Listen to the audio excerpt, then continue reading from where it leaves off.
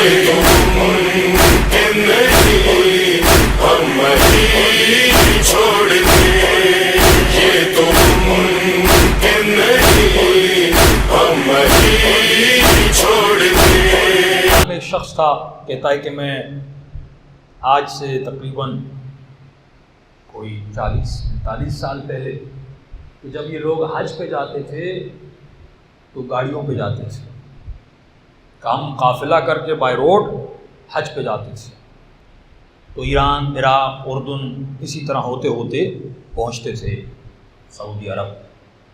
پھر ہم نے حج کیا، واپسی پر ہماری بس تھی جس کو ہم ایران جانا چاہتے تھے، لیکن ان سب بس والوں کو پتہ تھا یہ شیعہ ہے، تو لہٰذا یہ بسیں ہمیں راستہ نہیں دیتی تھی، آگے بھی بسیں پیچھے بھی بسیں، تو ہمارا ڈرائیور تنگ آ گیا کیونکہ دھوڑ مٹی صحرا اور یہ بسیں آگے چل رہی ہیں، کبھی ہمیں راستہ نہیں دے رہی تھی۔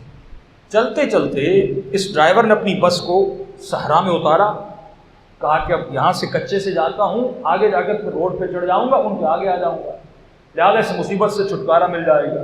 کہ اس نے اپنی بس کو اتارا اور کافی دیر تک اس کچے میں چلا، اس صحرا کی مٹی میں گاڑی کو چلیں، روڈ سے نیچے اترا، اور اس کے بعد یہ جب گاڑی کو روڈ پہ لانا چاہتا تھا اسے روڈ نہیں مل رہا تھا، مٹی دھوڑ اتنی زیادہ تھی، کئی بہت آگے گیا لیکن اس کو روڈ نہیں ملی۔ یہ پھر اس نے لیفٹ پہ لیا، روڈ نہیں ملی، پھر انہوں نے کہا کہ 15 کلومیٹر آگے جاتے ہیں، پھر 15 کلومیٹر پیچھے آتے ہیں، یہ بھی کیا، پھر بھی روڈ نہیں ملا۔ اب ہم سمجھ گئے کہ ہم صحرا میں گم ہو گئے، اور صحرائے عربستان اور اردن آپ کو پتہ ہے، جب عراق سے اردن جاتے ہیں پورا یہ صحرائی موسم ہے، یا اردن سے جب عراق آتے ہیں یا کویت سے جب آپ عراق آتے ہیں، تو ہم پریشان ہو گئے، کریں تو کیا کریں، یہاں تک کہ شام ڈھل گئے۔ اب پچھلے زمانے کی گاڑیاں پانی پر ان چیزوں پہ چلتی تھی، پانی بھی ختم ہو گئے، رات گزری، پھر صبح ہوئی، پھر ہم نے وہی کیا اندازے کے مطابق، بھائی 20 کلومیٹر اس طرف جاؤ، 20 کلومیٹر اس طرف جاؤ، لیکن چل چل کے اب گاڑی بھی جواب دے گئی، اس کا پانی بھی ختم ہو گیا، اس کے اندر جو انرجی تھی وہ بھی ختم ہو گئی، اب لہٰذا ہمارے پاس بھی کھانا تھوڑا تھا، ہمارا کھانا بھی ختم ہو گیا، دوسری رات پڑ گئی۔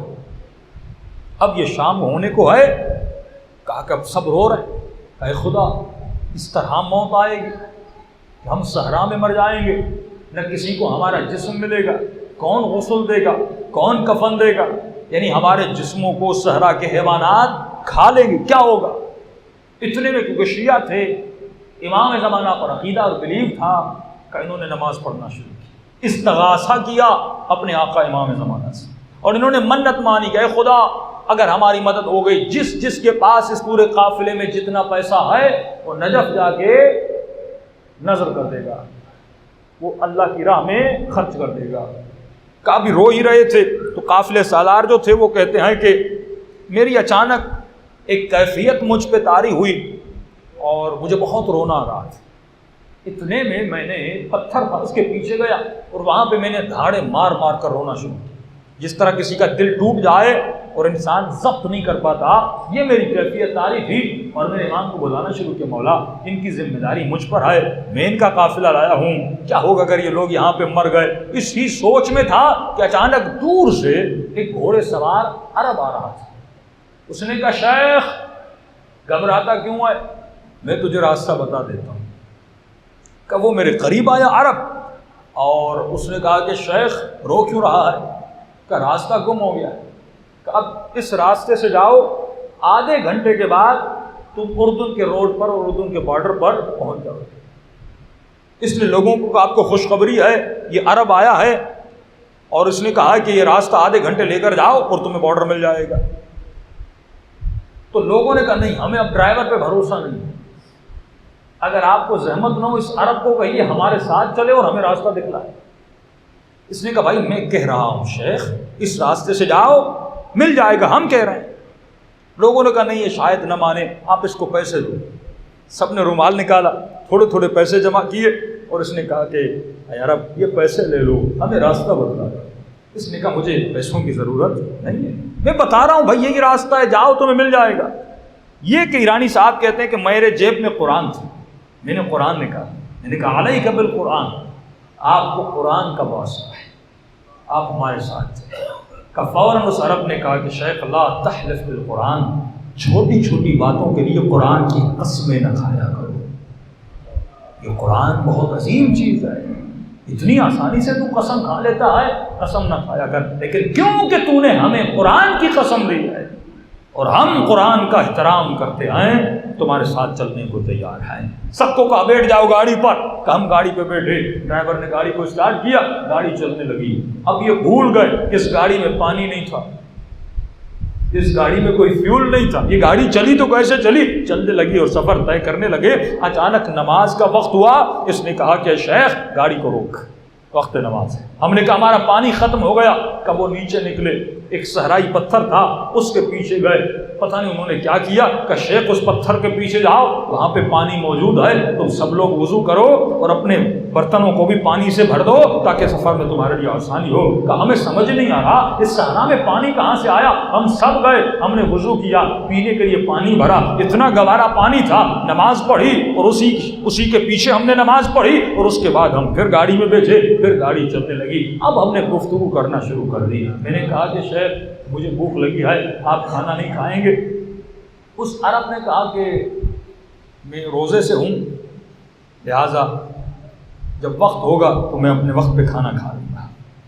تو کہتے ہیں اسی گاڑی میں جب وقت افطار بھی ہوا، میرے پاس رومال تھا، میں نے کھانا پیش کیا۔ اس عرب نے کہا کہ یہ کھانا میں نہیں کھاتا، کہتا اس رومال میں ایک روٹی کا ٹکڑا تھا، جو روٹی میری زمین کی گندم سے بنی تھی۔ اس نے کہا ہم یہ ٹکڑا رکھ لیتے ہیں کیونکہ تم نے ہمیں کہا ہے جب وقت آئے گا ہم یہ کھا لیں گے۔ اب بھی مجھے سمجھ نہیں آ رہا۔ تو اتنے میں چلتے چلتے انہوں نے کہا کہ تم ایران کے فلاں شہر کے رہنے والے ہو؟ میں نے کہا کہ آپ کے فلاں شہر میں فلاں جو عالم دین خطیب آئے اس کی مجلسیں ہمیں بہت پسند آئے، وہ بہت اچھا ذکر اہل بیت کرتا ہے۔ فرمائے وہ کون تھے؟ وہ آیت اللہ وحید خراسانی تھے۔ تو میں نے کہا آپ وحید کی بات کر رہے ہیں؟ انہوں نے کہا شیخ عالم کا نام احترام سے لیا کر، لقب سے لیا کر، کبھی روکھا نام نہ دیا کر۔ یا آج کل لوگ جو علماء کی بہترامی، مراجع کی بہترامی کرتے آئے، یہ ضرب لگا رہے ہیں امام زمانہ کے فرمان پر۔ فرمائے جو ہمارا ذکر کرتا ہے اور پھیلاتا ہے، آغا وحید خراسانی کی تائید کی اور کسی اور مجتہد کا لیا کہ وہ بھی آپ کا بہت اچھا مجتہد ہے۔ اتنے میں مسائل پوچھتا رہا، مسائل بتاتے رہے، کہتا راستہ قریب آنے لگا اور انہوں نے کہا ایک بات یاد رکھنا، تمہارے پورے قافلے کے لوگوں نے ایک منت مانی، ان کو کہنا یہ منت نجف میں پوری نہیں کریں۔ میں نے کہا کیوں؟ کیونکہ انہوں نے منت مانی ہم سارا پیسہ نجف میں اللہ کی راہ میں خرچ کریں گے، اگر تم نے پیسہ خرچ کیا تو آگے تمہیں مسائل پیش ہوں گے، تو ہم اجازت دیتے ہیں کہ اپنی منت کو ایران میں جا کر پورا کرنا۔ اب کہتا ہے مجھے یہ بھی پتہ نہیں ان کو کیسے پتہ چلا کہ ہم نے منت کی ہوئی ہے۔ اتنے میں گاڑی اردن کے بارڈر پہ پہنچی، رات کا وقت ہو چکا تھا، تو انہوں نے کہا کہ اب میں چلتا ہوں۔ میں نے کہا کہ آپ نے ہماری بڑی مدد کی، آپ رک جائیے، صبح ہم آپ کو خود آپ کی جگہ پہ چھوڑ کر آئیں گے۔ انہوں نے کہا نہیں، اور بھی بہت سارے اتنے آئے جن کو ہماری مدد کی ضرورت پڑتی ہے۔ کا اتنا کہنا تھا اور میری آنکھوں سے غائب ہو گئے۔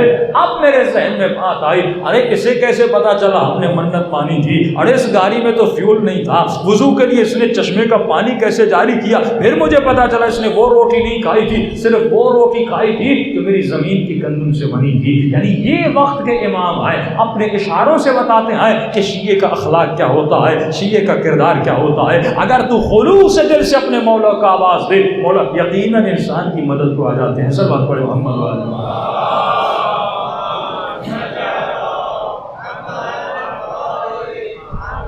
واجل فرجہم، گریہ